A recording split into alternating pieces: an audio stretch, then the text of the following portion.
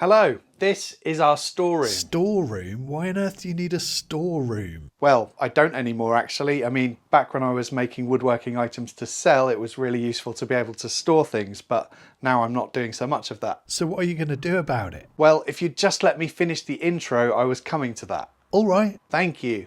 It's a space that used to be a single car garage, but prior to us moving in, somebody blocked up the door opening and added a couple of small windows. One side of it is attached to our bungalow, as you can see, and on the other side, these are single skin exterior block walls. So in other words, no cavity and no insulation.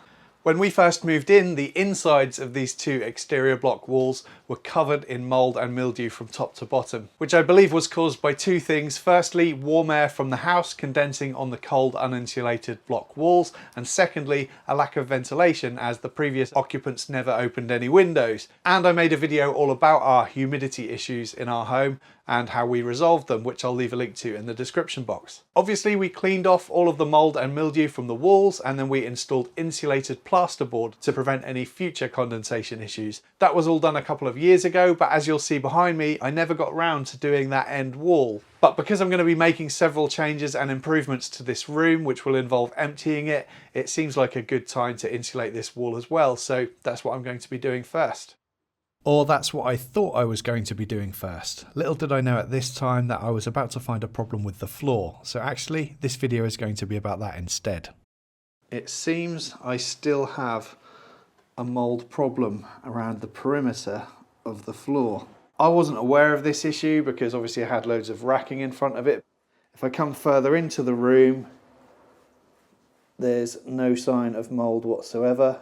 So after taking a look at the walls from the outside, I think I could have one of two potential problems here. Either there is no damp-proof course in these block walls, and certainly there are no visible signs of a DPC where I would expect to see it, which is about 150 millimeters up from ground level or higher. Or perhaps there is a DPC, but it's at ground level or potentially slightly below ground level. And that's what I suspect is the issue here, because the DPC level on the bungalow is clearly visible and it's at the same level as the concrete floor that is adjoined to the storeroom. A DPC at ground level or below simply can't do its job properly because rain is going to be trickling down the walls and soaking in mostly at the bottom of the wall. And also rain is going to be splashing back onto the bottom of the walls off the concrete floor too. So I think that that moisture is then tracking through the wall from the outside to the concrete floor inside. And that would explain why the middle of the floor is bone dry and it's only around the perimeter where there is an issue. I guess the best long-term solution here would be to actually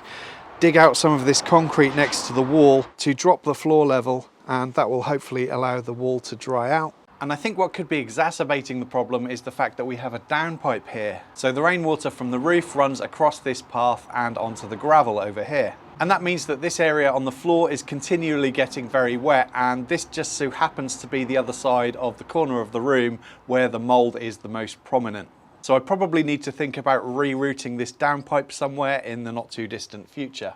A couple of years ago I applied some of this plastic angle bead just to hide the transition between the plasterboard and the floor. And now that I've noticed this problem with mould, I really want to see what's behind here, so I'm going to take this off. So the good news is, underneath that plasterboard appears to be nice and dry, no signs of mould, so that's at least one blessing. So some time has passed and I've been doing some research online, and I think that tanking the floor internally is going to be my best option here. I also spoke to the technical support team of a company that makes a damp-proof membrane product who were really helpful, and that gave me more confidence that tanking the floor and the wall is going to be a good solution. The one downside is that they said that it will not adhere properly to painted surfaces, and obviously both my floor and my walls are painted. But I definitely want to be rid of this mould issue once and for all, so I'm going to get that product ordered, and in the meantime, I guess I'd better get on with some cleaning and some sanding. So I needed to get rid of that mould, and I didn't have enough of the mould and mildew cleaner that I'd used previously to hand, so instead I'm going to use what I do have around the house. First, a mixture of 1 part bleach to 4 parts warm water, and I applied that with a mop. I let it sit for about half an hour and then mopped again with some clean water. And then I set up our dehumidifier to speed up the drying process. Then I set up my biggest belt sander with some 60 grit discs hooked up to a vacuum so that I could start scuffing up that painted surface.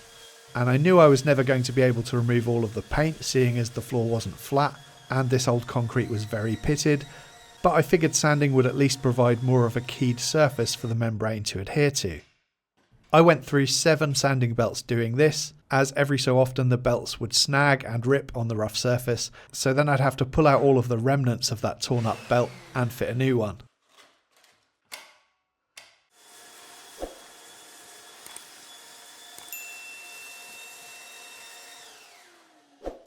Then, just to make totally sure that I'd gotten rid of every trace of mould, I applied some undiluted white vinegar over the whole area and I let that sit for about an hour, and then I mopped up yet again with clean water just to remove any excess vinegar. So this is the damp-proof membrane product, or tanking slurry. There are other cheaper products available like this one by Everbuild, which I'm sure will do a similar job, but like I said earlier, I got some good advice from the technical support team, so I thought the least I could do would be to spend a bit of extra money with the company that helped me out. So one final vacuum just to make sure that my floor was free of any debris and I can get started. This stuff is dark blue in colour when you apply it, but it dries black, although it's also available in white. And the instructions say to apply the first coat in one direction and then the second coat perpendicular to it. By the way, I'm actually not going to be painting the whole floor, mainly because we have a boiler in the corner of the room that cannot be moved. But as long as I cover the perimeter around the exterior walls, which is where the problem is, I'm pretty sure that that should do the job. The instructions also said that if the surface is slightly damp, that actually helps the product to adhere. And you can see in this footage that my floor hadn't completely dried out yet from the previous mopping. So that's not a problem. In fact, if anything, it will help it stick better. Although it does also say in the instructions that there shouldn't be any pooling water. So in other words, damp is good, wet is not good. To apply the rest, I'm going to use an old broom just to speed things up. I did need to make sure though that I was getting good coverage while also spreading it nice and thin to prevent any issues with the product drying. This product was easy to work with and hopefully it will do the trick in keeping the inside dry. After a few hours it had all turned black and it was dry to the touch, and the instructions say not to leave it longer than 24 hours before applying the second coat, so that's what I did. This time applying it perpendicular to the first coat. I noticed that when I got some of this stuff on my hands, it really skins up well. As you can see here, it's really stretchy and flexible and just peels off in one piece. So that's the second coat now, nice and dry. And you might remember when I sanded the floor, I only sanded perhaps about 1 to 1.2 meters in around the perimeter of the wall. I didn't sand over here, but I did apply the membrane. And that's partly because I wanted to test the manufacturer's instructions, which was not to apply this over a painted surface, just to see how well it would adhere without sanding. And I'm going to give it a bit of a rub with my finger to see if I can remove it.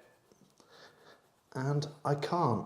It's adhered pretty well. Now I'll try a fingernail test. I'm getting a little bit there, but to be honest, it's adhered reasonably well. So I think with those manufacturer instructions, they are covering their posteriors, if you know what I mean. I don't blame them for that though, and I'm sure it does adhere better to a sanded surface. But with the floor covering that I'm planning to add in here, which will be covered in a future video, I suspect that even if I hadn't have sanded, I wouldn't have had any issues. So this video was originally meant to be about installing insulated plasterboard to the wall behind me, but obviously that soon changed. There is more work to be done here. Like I mentioned earlier in the video, I do want to cut out a channel from this concrete that surrounds the perimeter of the room and then fill it with gravel, and I also want to find a way to divert that downpipe too. I have some ideas about how I'd like to do that, but it involves laying some new concrete as well as obviously chopping away some old concrete. So I do need to wait until the weather improves, but there'll probably be a future video all about that. If you want to join me in the next video when I'll actually be working on the walls, that should be an interesting one as I'll need to make cutouts around the windows and the vents too. Thanks for watching.